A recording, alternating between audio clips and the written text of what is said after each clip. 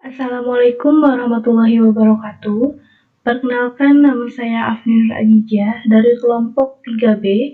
Di sini saya akan menyampaikan sedikit hasil diskusi dari kelompok kami mengenai materi shorting merge sort.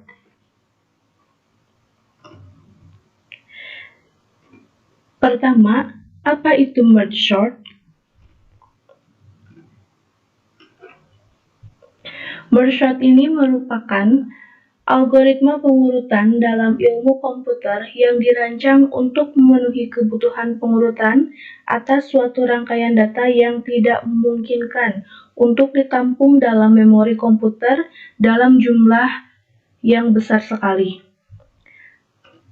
Algoritma ini ditemukan oleh John Feynman pada tahun 1945. Ini beliau. Dalam metode merge sort ini, terdapat dua prinsip utamanya, yaitu divide and conquer, atau membagi dan menaklukkan. Yang kedua ada algoritma dan implementasi dari merge sort. Terdapat 3 langkah dalam algoritma pengurutan data merge sort. Yang pertama ada divide atau membagi. Pada langkah ini, kita memecahkan masalah atau data ke dalam bentuk yang sama, tetapi dalam ukuran yang lebih kecil. Pemecahan langkah biasanya dilakukan dengan menggunakan algoritma rekursif, sampai ukuran data menjadi sangat kecil dan dapat diselesaikan dengan algoritma sederhana. Yang kedua ada conquer atau menaklukkan.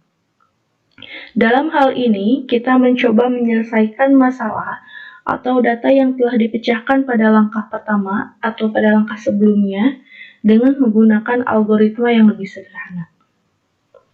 Yang ketiga ada combine atau menggabungkan. Setelah menjalankan langkah conquer, kita tentunya harus menggabungkan kembali hasil dari masing-masing pecahan tadi untuk mendapatkan hasil akhir yang diinginkan atau hasil akhir yang kita telah tentukan antara descending atau ascending. Selanjutnya ada algoritma merge sort. Di sini saya akan menyampaikan atau sedikit menjelaskan mengenai algoritma merge sort dengan descending. Di sini kita mempunyai data awal yaitu ada 6 buah, ada angka 7, 8, 5, 4, 6, dan 9. Di sini kita akan membaginya menjadi 2 bagian, ada kelompok 7, 8, 5 dan kelompok 4, 6, 9. Di baris kedua ini kita akan cek apakah datanya lebih dari 1 atau tidak. Karena datanya lebih dari 1, maka kelompok 785 akan dibagi lagi sampai tidak bisa dibagi. Akan dibagi seperti ini di baris ketiga menjadi 7, 8, dan 5. Begitupun dengan kelompok 4, 6, 9. Pada baris ketiga ini, ada angka 7 dan angka 8 yang masih bersatu, masih berdempetan. Itu pun datanya berarti lebih dari 1. Maka akan dipisahkan menjadi seperti ini. Begitupun dengan kelompok 4, 6, 9. Bagian atau baris keempat ini mencerminkan tadi di bagian divide, di mana data akan dibagi sampai tidak bisa dibagi lagi. Selanjutnya, lanjutan dari yang tadi ada angka 7, 8, 5, 4, 6, dan 9 yang telah dibagi. Di sini adalah atau di sini kelanjutannya untuk menggabungkan kembali pecahan-pecahan tadi menjadi hasil akhir yang kita inginkan.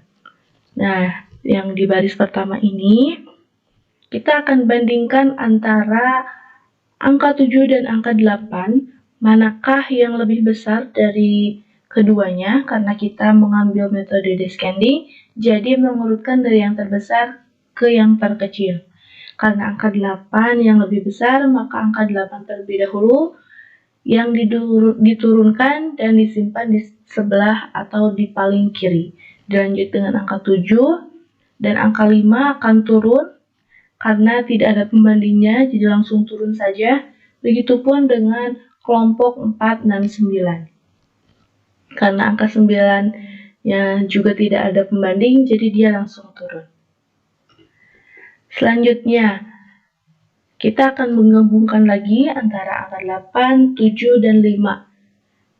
Bisa dilihat di baris ketiga, ada menjadi angka 8, 7, dan 5. Di sini adalah hasil pembanding apakah angka 8 lebih besar dari angka 5.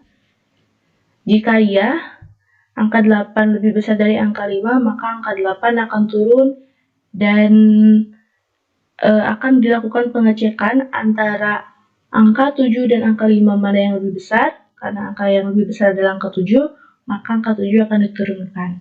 Begitupun selanjutnya, angka 5 akan diturunkan juga.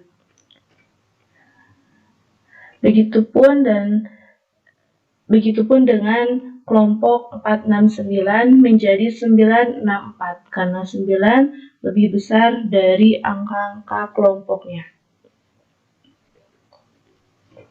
Selanjutnya kita akan mencapai akhir. Di sini kita akan menggabungkan semuanya, membandingkan semuanya menjadi hasil yang terurut. Pertama, kita akan bandingkan angka 8 dan angka 9. Manakah yang lebih besar dari angka keduanya? Jelas angka 9 yang lebih besar, maka akan diturunkan angka 9, disimpan di paling kiri. Lalu selanjutnya, bandingkan angka 8 dan angka 6. Manakah yang lebih besar? Angka 8 yang lebih besar, kita turunkan angka 8. Kita lanjut bandingkan angka 7 dengan angka 6. Angka 7 yang lebih besar, kita turunkan juga angka 7. Lanjut lagi membandingkan antara angka 5 dan angka 6. Jelas angka 6 yang lebih besar dari angka keduanya. Diturunkan seperti tadi.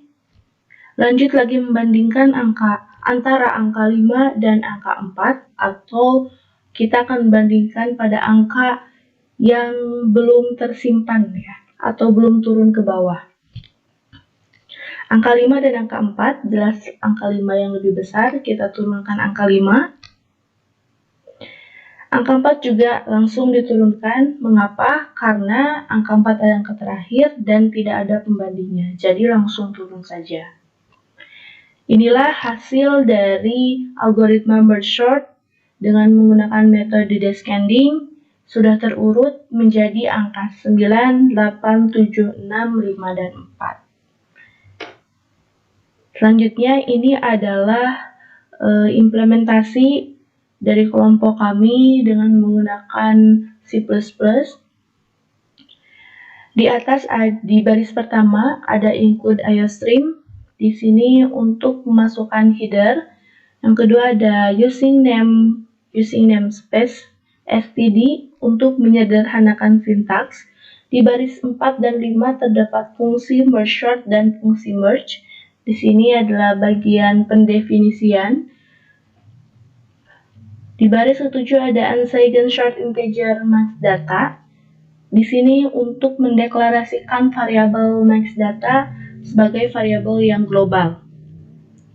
Dan untuk fungsi utamanya terdapat isi header dari programnya, dan ada int arr dalam kurung 100 dan i itu mendeklarasikan variabel array dan i. Selanjutnya di baris 15 ada kita memasukkan untuk inputan data, mendeklarasikan max data untuk inputan. Di baris 18 ada pengulangan. di sini pengulangannya untuk mengisi nilai array.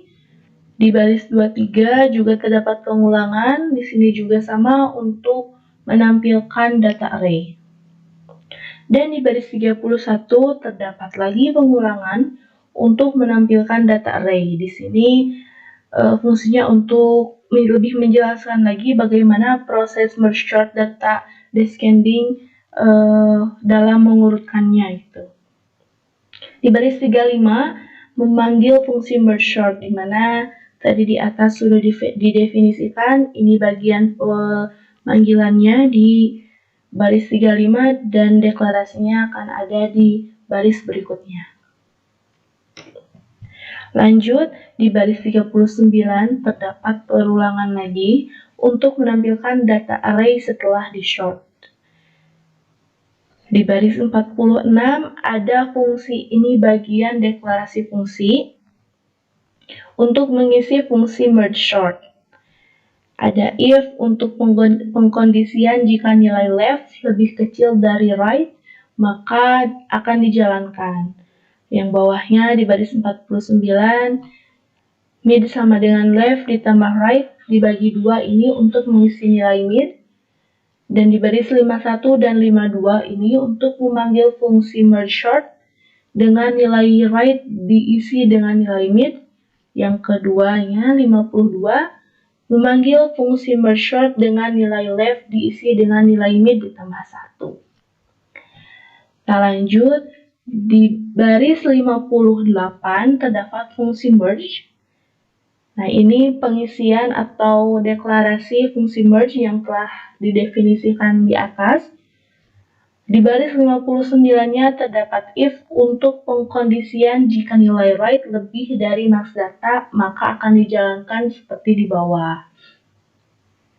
Ada bagian untuk mengisi panjang dari nilai left, ada mengisi panjang dari nilai right, dan mendefinisikan atau mengisi mengisi variabel array left dan right. Di baris 67 ada perulangan. Di baris 69 ada perulangan untuk mengisi array left. Lanjut, di baris 75 terdapat perulangan untuk mengisi array right. Di baris 84 terdapat perulangan lagi untuk menggabungkan nilai array left dan array right. Lanjut, di baris 99 ada perulangan untuk mengisi nilai array dengan array left. Ini codingan paling terakhir, paling bawah, di baris 106 terdapat perulangan untuk mengisi nilai array dengan array left. Dan yang terakhir adalah perulangan untuk memunculkan nilai array hasil dari merge. Ini akan ditampilkan sebagai proses bagaimana merge sort memproses datanya menjadi data yang terurut. Yang ketiga ini adalah kesimpulan. Jadi kesimpulannya, merge sort adalah metode pengurutan dengan membagi datanya menjadi beberapa bagian hingga tidak bisa dibagi lagi, yang kemudian bagian atau data tersebut akan diurutkan secara terpisah dan akan digabungkan kembali dengan metode merge. Adapun kelebihan dari merge sort ini, yang pertama adalah lebih efisien dalam penggunaannya. Algoritma yang sangat efisien dalam penggunaannya sebab setiap list selalu dibagi-bagi menjadi list yang lebih kecil, kemudian digabungkan lagi sehingga tidak perlu melakukan banyak perbandingan. Yang kedua, merge sort ini cocok untuk sorting akses datanya yang lambat, misalnya tape drive atau hard disk. Yang ketiga adalah cocok untuk sorting data yang biasanya diakses secara sekuensial atau berurutan, misalnya seperti linked list, tape drive, dan hard disk. Di setiap hal yang terdapat kelebihan pasti terdapat juga kekurangannya. Kekurangan yang pertama dari merge sort ini adalah terlalu banyak menggunakan ruang pada memori. Yang kedua adalah kita sebagai programmer yang akan memakai metode merge sort ini atau memakai sorting merge sort ini harus menyiapkan ruang memori yang luas dan banyak, karena seperti tadi yang tadi disebutkan, metode ini atau sorting ini lebih boros ruangnya dibandingkan dengan sorting yang lain.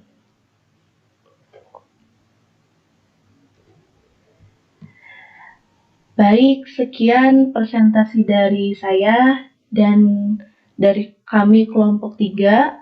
Mohon maaf bila terdapat kesalahan dalam pengucapan ataupun dalam penyampaian materi. Sekian, terima kasih. Wassalamualaikum warahmatullahi wabarakatuh.